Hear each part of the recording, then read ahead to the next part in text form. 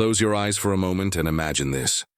The night is calm, a silver moon hangs over the ocean, and a small coastal village lies in silence.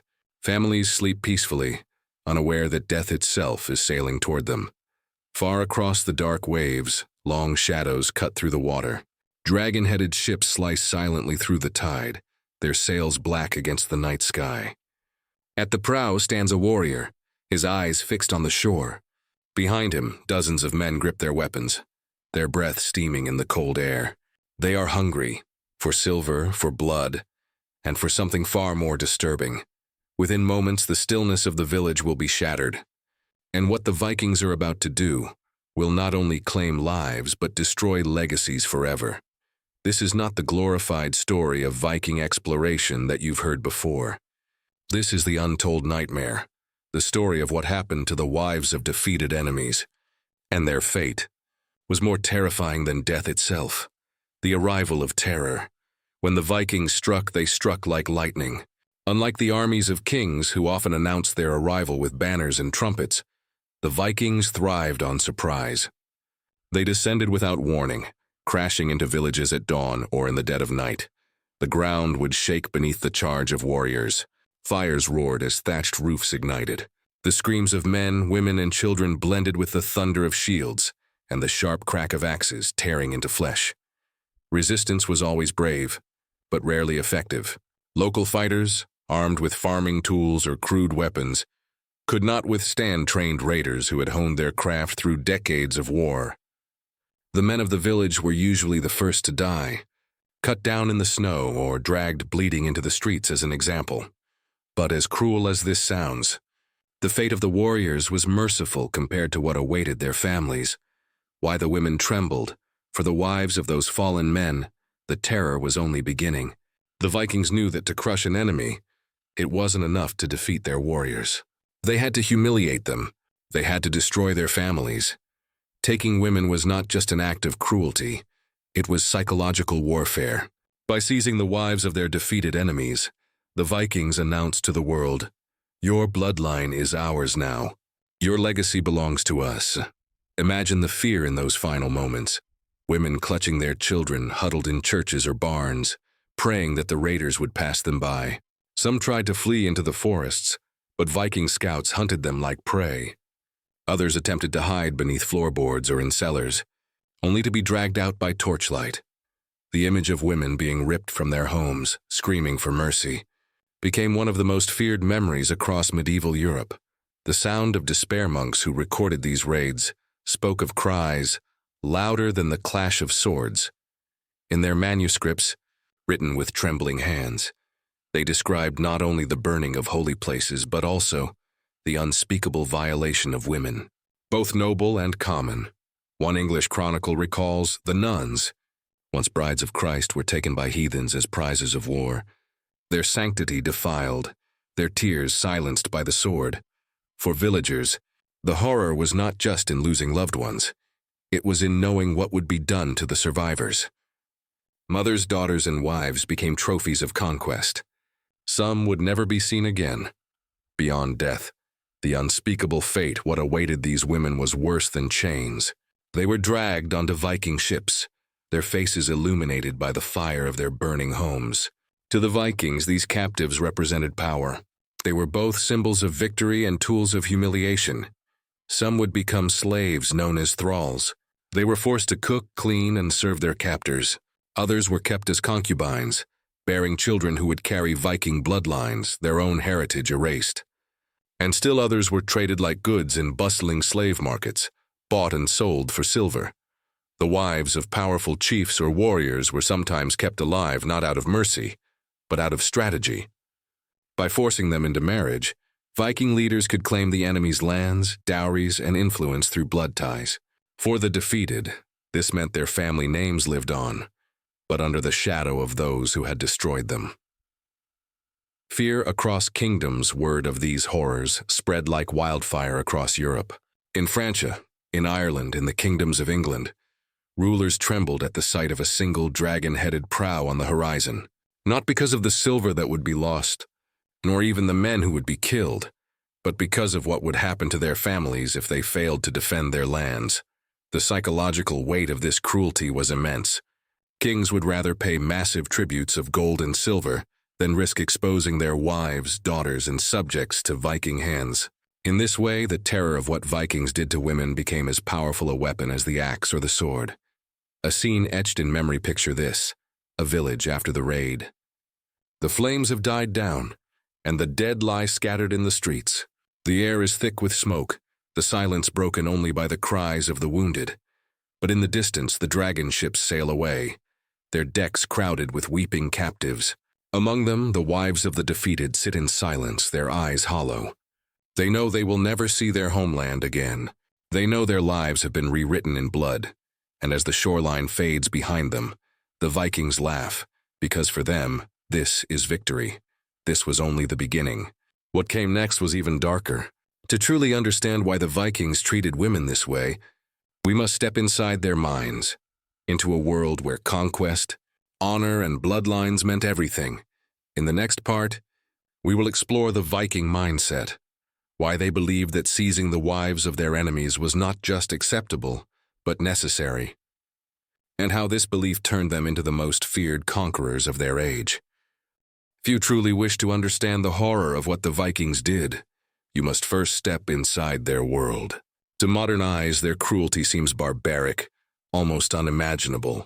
But for the Vikings, every act, even the taking of women, was guided by a twisted code of honor, legacy, and survival. It was not random savagery. It was strategy. And for the wives of their enemies, that made their fate even more terrifying. The Viking worldview. The Norse lived in a brutal age where survival meant everything. Crops failed, winters killed, and enemies surrounded them on all sides. To the Vikings, life was short and death was always near, but they also believed that honor was eternal. A warrior's worth was measured not by how long he lived, but by how gloriously he fought and what he left behind.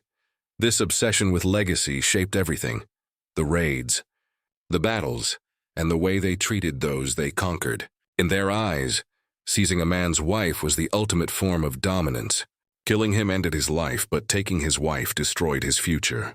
It erased his bloodline and replaced it with theirs, women as symbols of victory. In Viking culture, women were not just individuals, they were living symbols. A wife represented her husband's honor. A queen embodied the pride of a kingdom. A daughter carried the promise of future alliances. By taking them, Vikings sent a message louder than any battle cry. We own not only your land, but your legacy.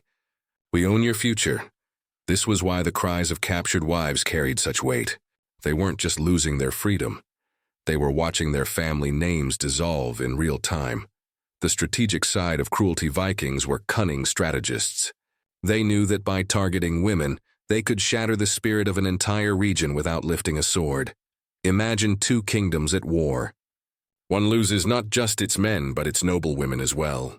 Those women, once symbols of pride, now appear in the halls of Viking chiefs, serving as concubines or unwilling wives.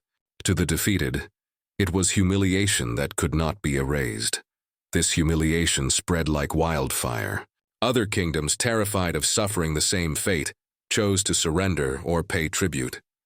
In this way, the fate of women became one of the most effective weapons in the Viking arsenal: psychological warfare.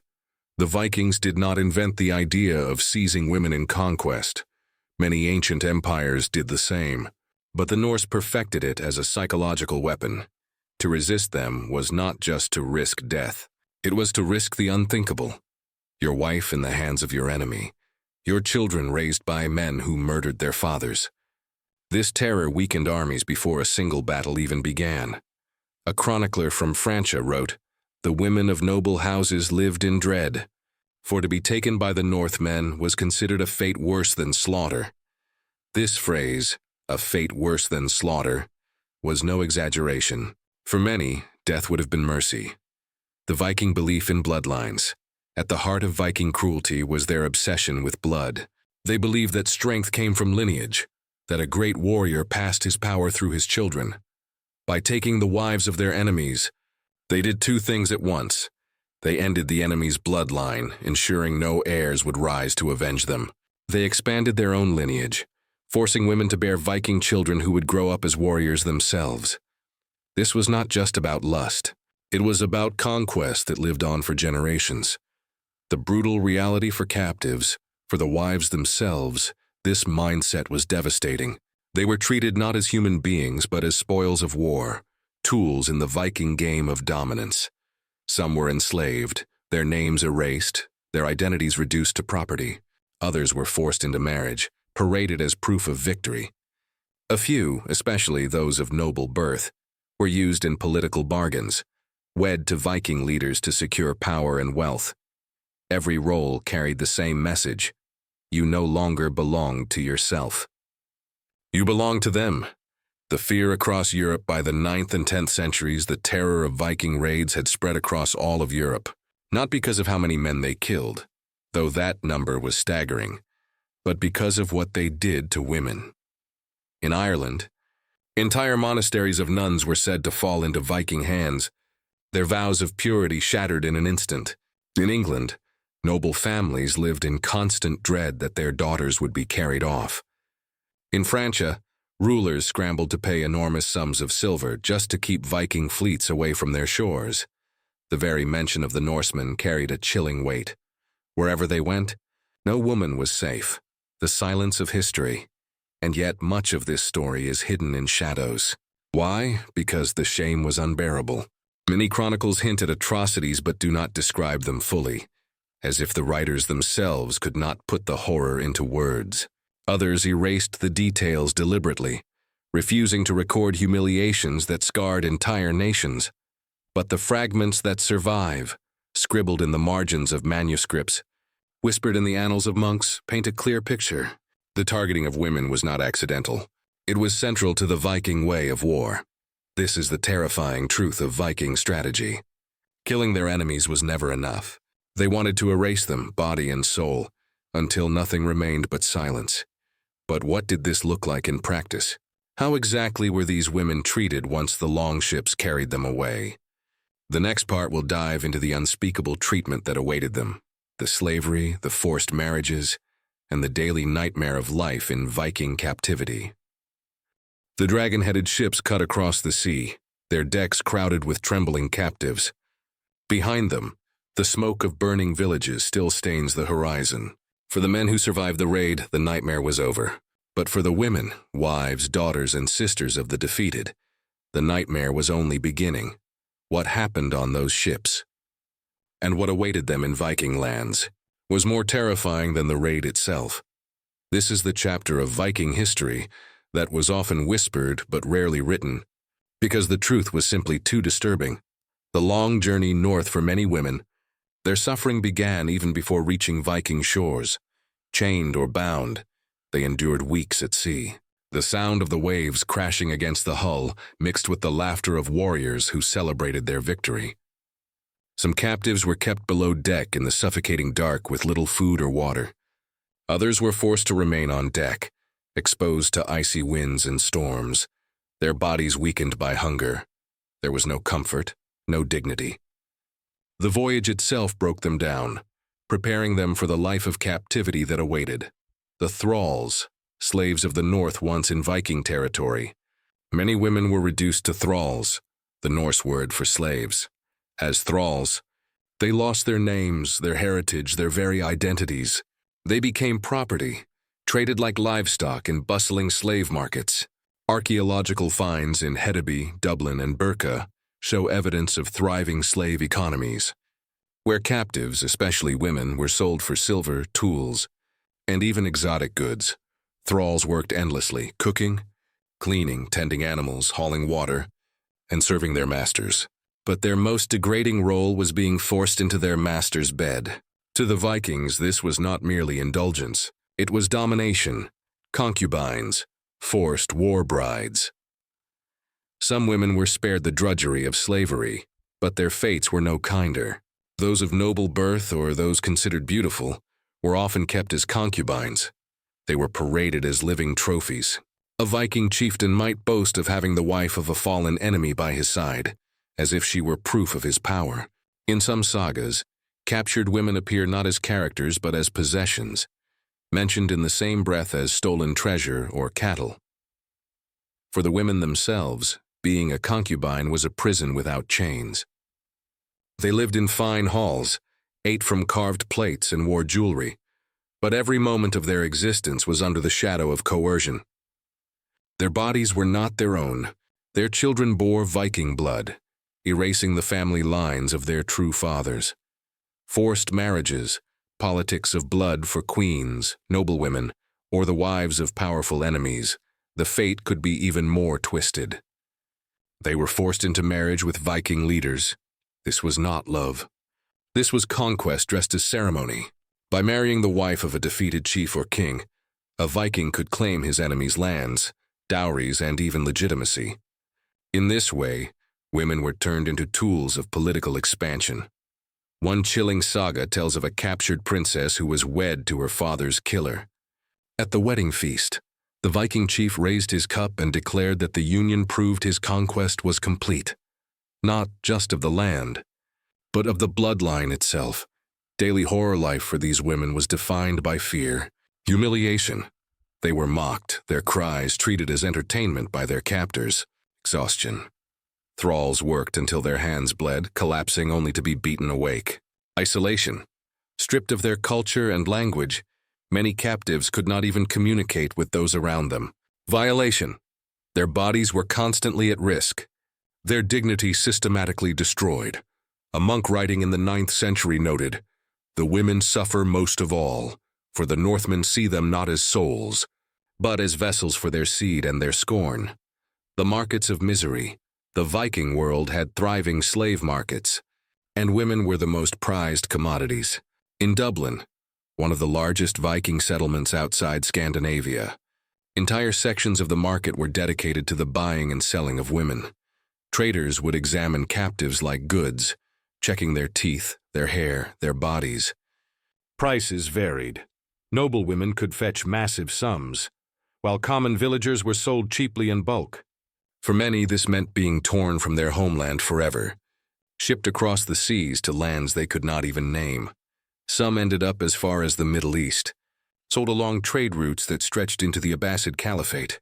Imagine the despair of an Irish or Frankish woman, taken from her village by Vikings, only to find herself in Baghdad, a stranger in a strange land, never to see home again.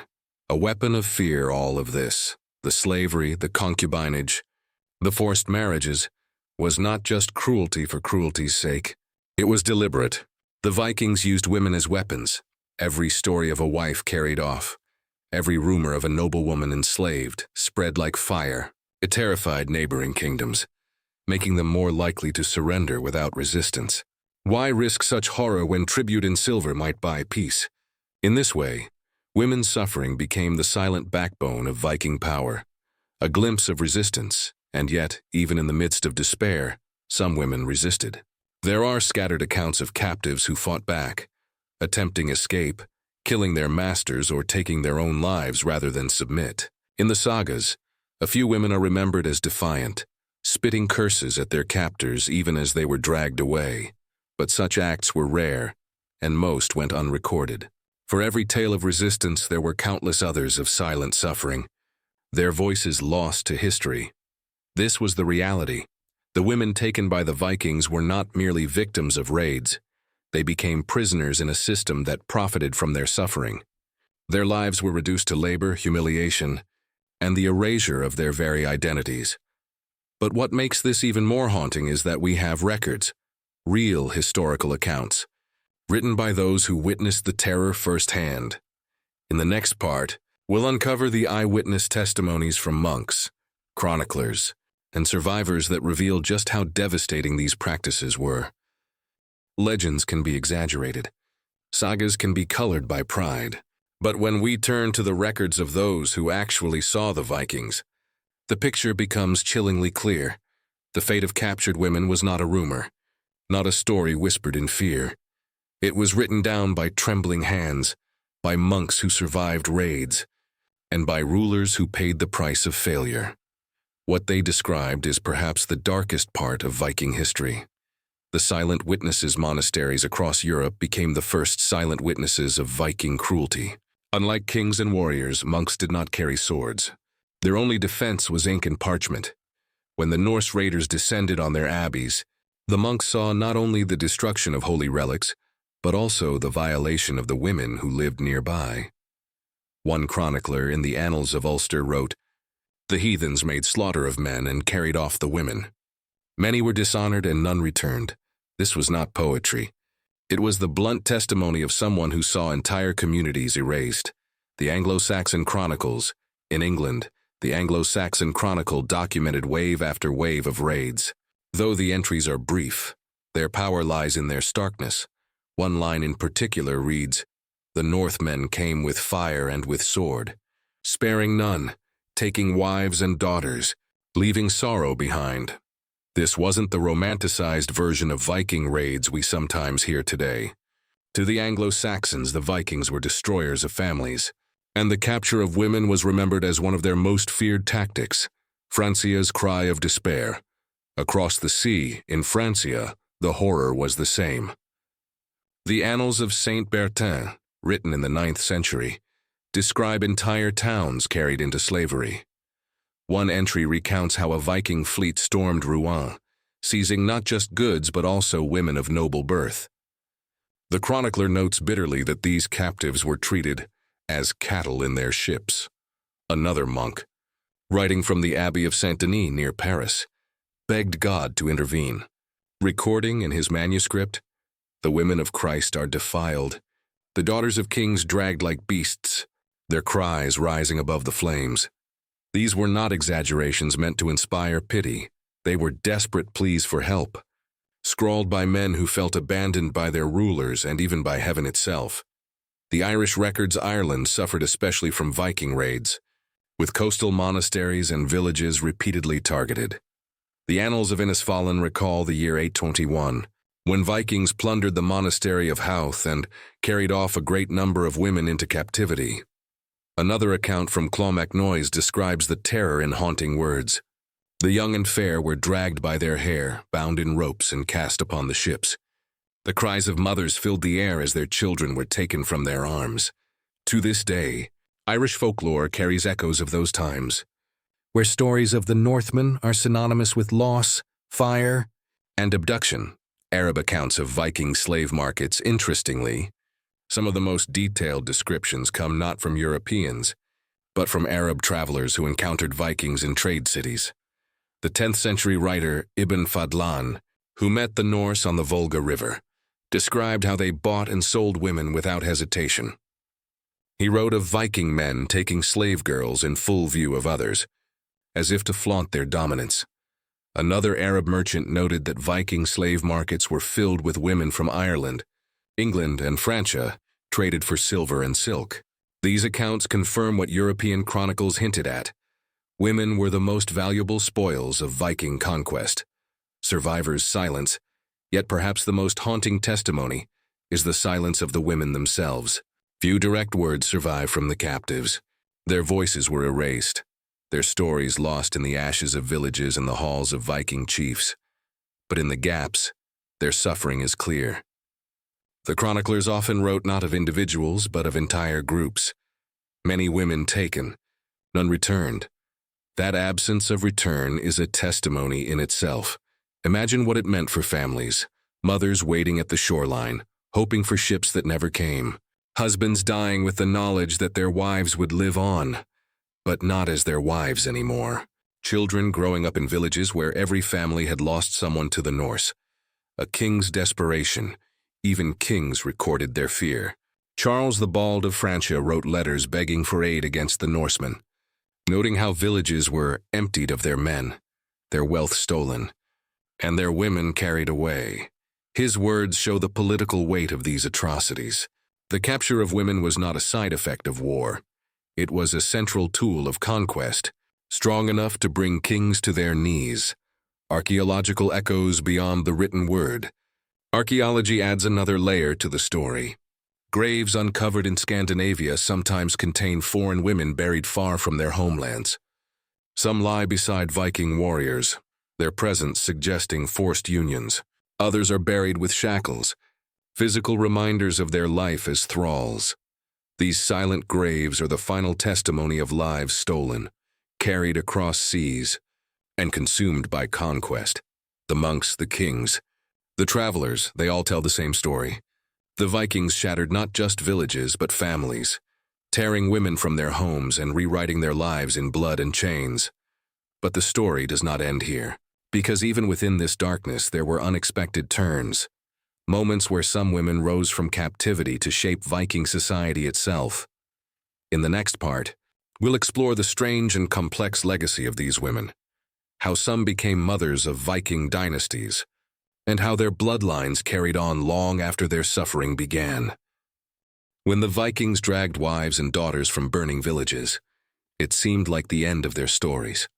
But history is never so simple, for while countless women perished in slavery and misery, others survived, and in surviving they changed the very fabric of Viking society. Some became mothers of dynasties, others, against all odds, rose to positions of power. This is the part of the story few expect, how women stolen in conquest left behind a legacy that shaped the future of Scandinavia. The dual fate for the wives of defeated enemies. Viking captivity held two paths. The first was despair, laboring as thralls until death, their names lost forever. But the second, though equally unwanted, led to survival within Viking households. Some women, especially of noble birth, were forced into roles as concubines, wives, or political brides. And while these unions began with violence, they sometimes ended with influence. Because in Viking culture, once a woman bore children, her place in the household grew stronger. Her sons could inherit, her daughters could marry into other clans, and her own status shifted from spoil of war to mother of warriors. Bloodlines. Rewritten Vikings were obsessed with lineage. By forcing captives into their households, they did not simply erase an enemy's bloodline, they absorbed it. Historians have traced this through DNA studies. In Iceland, for example, genetic evidence shows that the majority of women who founded the Icelandic population were not Scandinavian by birth. They were Celtic, likely taken from Ireland, Scotland, or Northern England. In other words, many Viking families, dynasties, and even kingdoms were built on the blood of captives. The rise of political brides, the capture and forced marriage of noblewomen often had political consequences. Take the story of Melkorka, an Irish princess mentioned in the Icelandic sagas. Though taken against her will, she eventually became the concubine of a powerful Viking chieftain. Her son, Olaf the Peacock, grew into one of the most influential men in Iceland. Her story is just one of many where a captured woman became the mother of future leaders. Through them, the blood of conquered kingdoms lived on, not in their own lands, but in the strongholds of their enemies. Life in Viking households, though captivity began with violence, not all women remained voiceless. The sagas describe wives and concubines who influenced decisions, advised their husbands, and shaped the future of their children. In Viking society, women who became part of a household often managed farms, oversaw servants, and handled wealth when men went on raids. This gave them more authority than women in many other medieval cultures. For some captives, this authority was a bitter irony. They gained power in a society that had stolen them. The psychological chains, but make no mistake, survival did not erase suffering, even when treated with respect. These women lived with the trauma of what had been done to them. Their marriages were not chosen.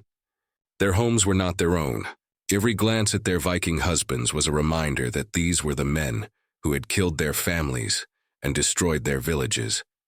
And yet, they adapted. Because survival demanded it. This resilience, though born of necessity, left marks on Viking society. It taught Norse households to absorb outsiders. It blended cultures, languages, and traditions into the Viking world. Children of two worlds.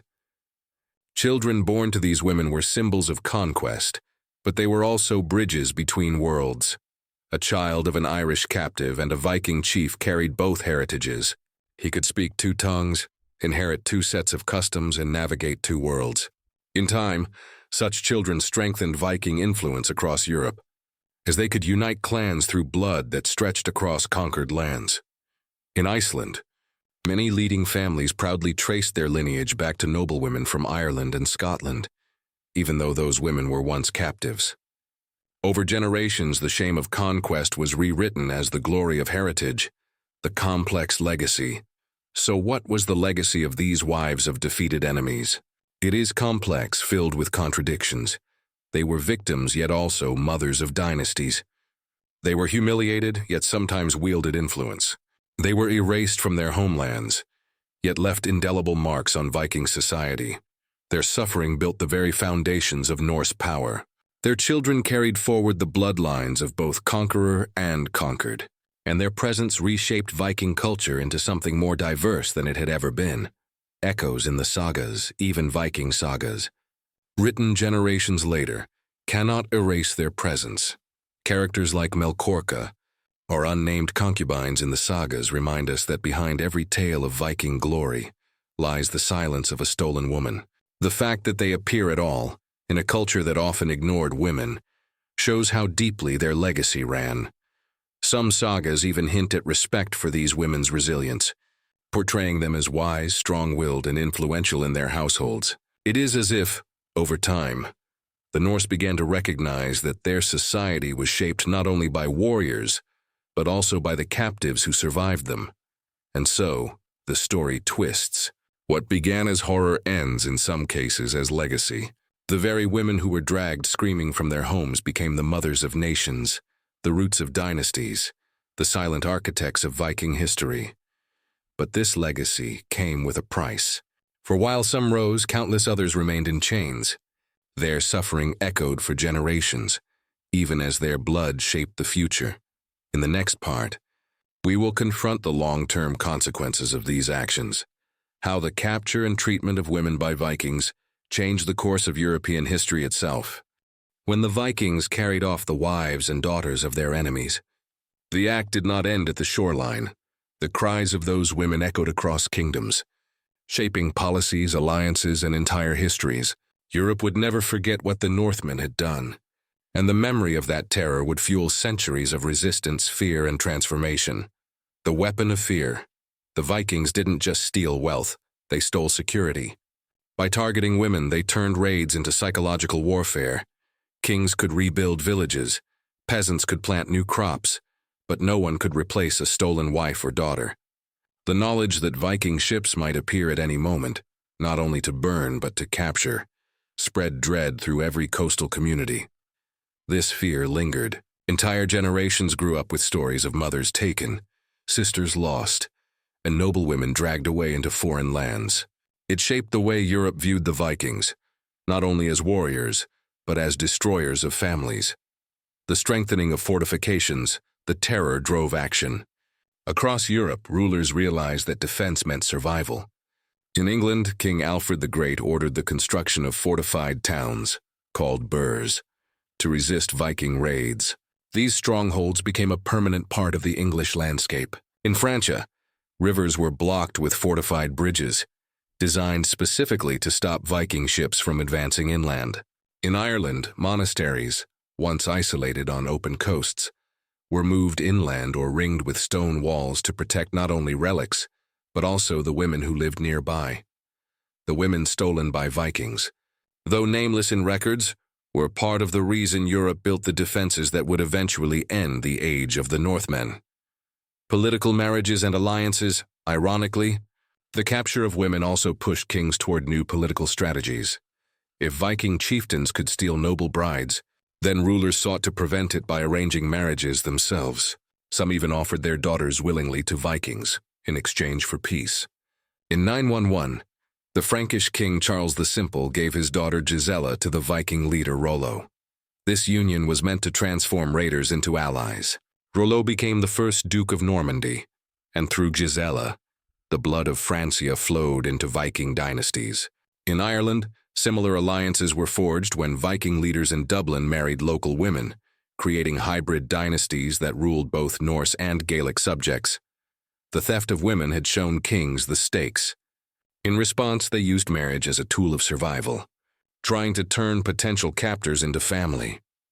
The birth of hybrid cultures. The Vikings' treatment of women didn't just change families, It reshaped entire cultures. Wherever Norsemen settled, the children of captured women became cultural bridges.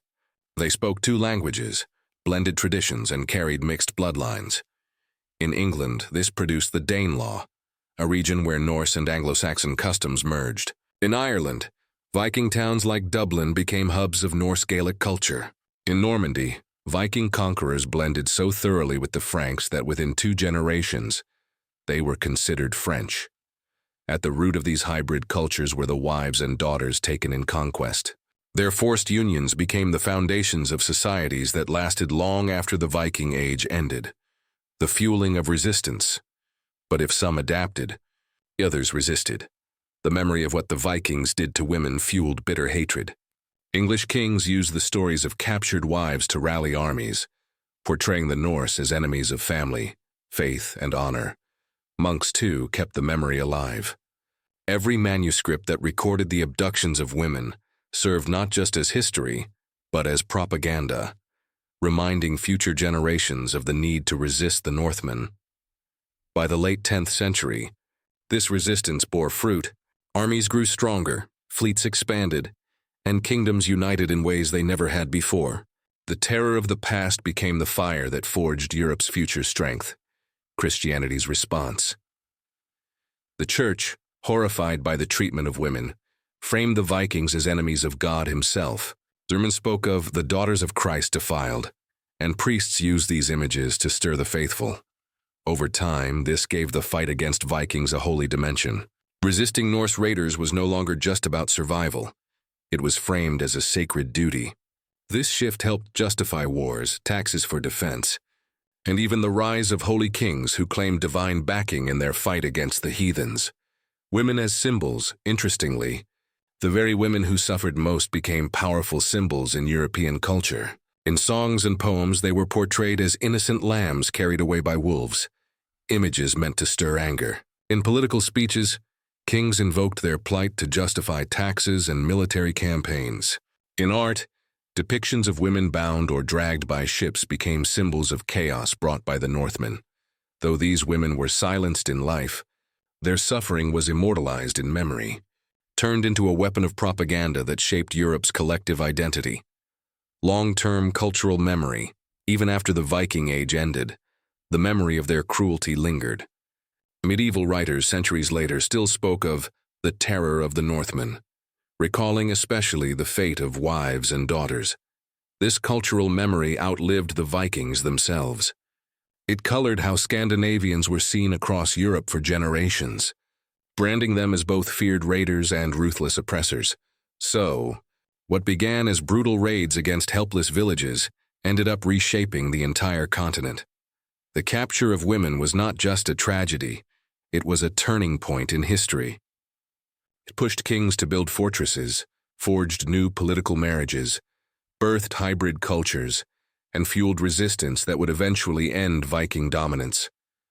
But the story doesn't close here, because even as Europe adapted, the women themselves remained at the center of it all, whether as slaves, concubines, queens, or symbols of defiance. In the next part, we'll dive deeper into the psychological scars and generational trauma left behind, the human cost of Viking conquest that no fortress or alliance could ever erase. When the Vikings carried off the wives and daughters of their enemies, the act did not end at the shoreline. The cries of those women echoed across kingdoms, shaping policies, alliances, and entire histories. Europe would never forget what the Northmen had done, and the memory of that terror would fuel centuries of resistance, fear, and transformation. The weapon of fear. The Vikings didn't just steal wealth, they stole security. By targeting women, they turned raids into psychological warfare. Kings could rebuild villages, peasants could plant new crops, but no one could replace a stolen wife or daughter. The knowledge that Viking ships might appear at any moment, not only to burn but to capture, spread dread through every coastal community. This fear lingered. Entire generations grew up with stories of mothers taken, sisters lost, and noble women dragged away into foreign lands.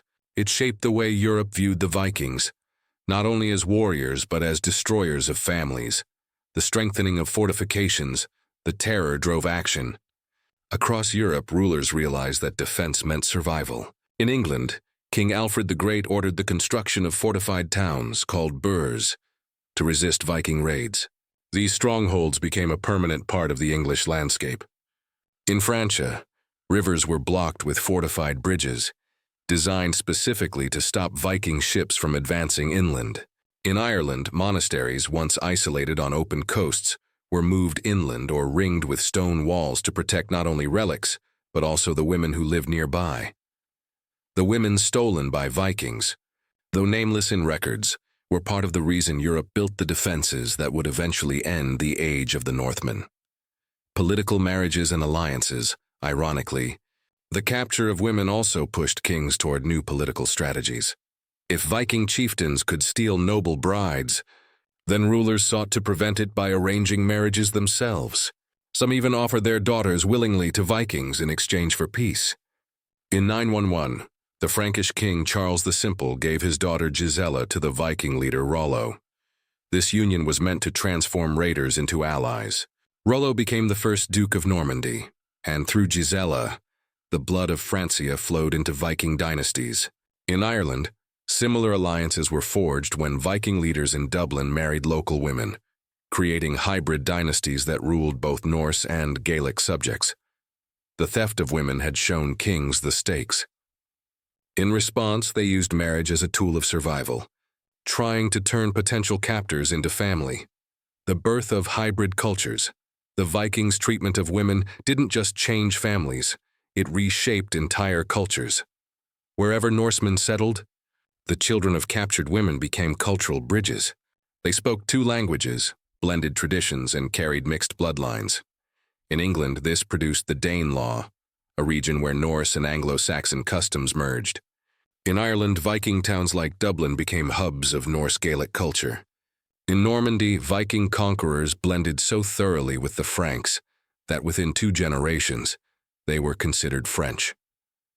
At the root of these hybrid cultures were the wives and daughters taken in conquest. Their forced unions became the foundations of societies that lasted long after the Viking Age ended. The fueling of resistance, but if some adapted, others resisted. The memory of what the Vikings did to women fueled bitter hatred. English kings used the stories of captured wives to rally armies, portraying the Norse as enemies of family, faith, and honor. Monks, too, kept the memory alive. Every manuscript that recorded the abductions of women served not just as history, but as propaganda, reminding future generations of the need to resist the Northmen. By the late 10th century, this resistance bore fruit. Armies grew stronger, fleets expanded, and kingdoms united in ways they never had before. The terror of the past became the fire that forged Europe's future strength. Christianity's response. The Church, horrified by the treatment of women, framed the Vikings as enemies of God himself. Sermons spoke of the daughters of Christ defiled, and priests used these images to stir the faithful. Over time, this gave the fight against Vikings a holy dimension. Resisting Norse raiders was no longer just about survival. It was framed as a sacred duty. This shift helped justify wars, taxes for defense, and even the rise of holy kings who claimed divine backing in their fight against the heathens. Women as symbols, interestingly. The very women who suffered most became powerful symbols in European culture. In songs and poems, they were portrayed as innocent lambs carried away by wolves, images meant to stir anger. In political speeches, kings invoked their plight to justify taxes and military campaigns. In art, depictions of women bound or dragged by ships became symbols of chaos brought by the Northmen.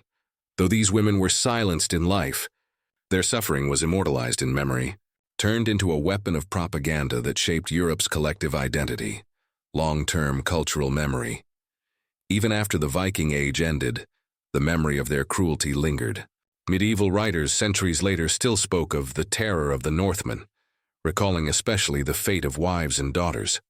This cultural memory outlived the Vikings themselves. It colored how Scandinavians were seen across Europe for generations, branding them as both feared raiders and ruthless oppressors. So, what began as brutal raids against helpless villages ended up reshaping the entire continent. The capture of women was not just a tragedy, it was a turning point in history. It pushed kings to build fortresses, forged new political marriages, birthed hybrid cultures, and fueled resistance that would eventually end Viking dominance. But the story doesn't close here, because even as Europe adapted, the women themselves remained at the center of it all, whether as slaves, concubines, queens, or symbols of defiance. In the next part, we'll dive deeper into the psychological scars and generational trauma left behind, the human cost of Viking conquest that no fortress or alliance could ever erase. History remembers the Vikings for their ships, their raids, their battles. But beneath the thunder of war drums lies another story, quieter but no less powerful, the story of the wives they took. For centuries, these women lived and died in silence, yet their suffering shaped kingdoms. Their children carried new bloodlines, and their memory left scars that Europe never forgot. This is where the story ends, not in fire and steel, but in whispers that echo through time, the forgotten voices. When we read chronicles of the Viking Age, women rarely speak. Their names are absent, their words unrecorded. But absence does not mean insignificance. Behind every burned monastery, behind every treaty signed in desperation, there were stolen wives and daughters. Their silence was their legacy, a reminder that history often remembers the conquerors, not the conquered, and yet without these women, Viking society would not have grown, European kingdoms would not have united, and the story of the Northmen would be incomplete. The lasting scars, the women taken by Vikings left behind wounds that did not heal easily, families shattered, bloodlines severed, generations of grief woven into folklore. In England, tales of Viking raids became warnings told to children for centuries. In Ireland, laments were sung of women carried off across the sea. In Francia, the image of a bound queen became a symbol of weakness to be avoided at all costs. These scars shaped European memory, reminding kings and commoners alike of what happens when defenses fail, and of the cost when women become the spoils of war, the shaping of dynasties, and yet, paradoxically, these same women shaped the future. The queens of Normandy, descended from women given or taken by Norsemen, would one day give birth to rulers who conquered England itself. In Iceland, the sagas honored descendants of Irish captives, whose bloodlines became foundational to the nation. Across Scandinavia, noble houses traced their power back to women who had once been prisoners, their suffering rewritten as legacy. It is a bitter truth. The wives of enemies, forced into unions they did not choose, became mothers of nations. The transformation of the Vikings over time, even the Vikings themselves changed. At first, women were taken as spoils of war, symbols of dominance. But as generations passed, many of these captives became integrated into Norse society. Their children blended languages, customs, and traditions, softening the sharp edges of Viking culture. By the end of the Viking Age, the raiders who once tore women from their homes had themselves become kings and dukes who ruled through dynasties built on those very unions. The act that began as cruelty ended as transformation, Christianity's triumph. As Christianity spread through Scandinavia, the treatment of women became one of the sharpest contrasts between old pagan ways and the new faith.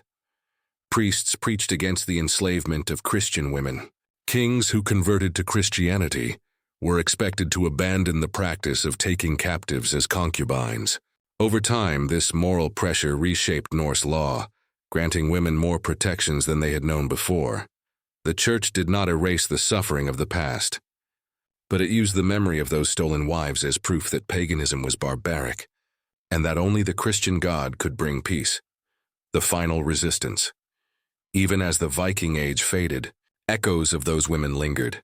When Viking descendants in Normandy invaded England in 1066, the English remembered all too well the terror their ancestors had faced. Chroniclers framed the invasion as the return of a nightmare, the sons of stolen women coming back to claim what their forefathers had once plundered. Though the faces had changed, the fear remained. The wives of enemies were gone, but their memory shaped how nations resisted the last great waves of Norse power. Legacy beyond. Blood. What then is the legacy of these wives? It is not only in the bloodlines of kings or the hybrid cultures of Europe. It is also in the silence that surrounds them, a silence that speaks louder than words. They remind us that history is not only written by the victors, it is also carried in the unmarked graves, the unnamed captives, the women whose voices never reached the page. Their story is one of resilience, of survival in the face of unthinkable loss. And even though they were taken, they were never truly erased. Closing reflection: when we think of the Vikings, we imagine the clash of steel, the burning of towns, the dragon-headed ships cutting across the sea. But behind every raid lies a quieter image, a woman staring at the horizon, torn from her family, her future rewritten by war. The Vikings believed they were seizing power, erasing bloodlines, proving dominance. Yet what they really did was bind their own legacy to the very women they tried to erase. For without those women, there would be no dynasties, no hybrid cultures, no Viking legacy at all. Final lines. The story of what the Vikings did to the wives of their enemies is not just a tale of cruelty. It is a reminder that history is shaped not only by warriors and kings, but also by the silent, suffering, and forgotten. Their cries may have faded, but their echoes still linger, whispering through sagas, bloodlines, and the memory of a continent that never forgot.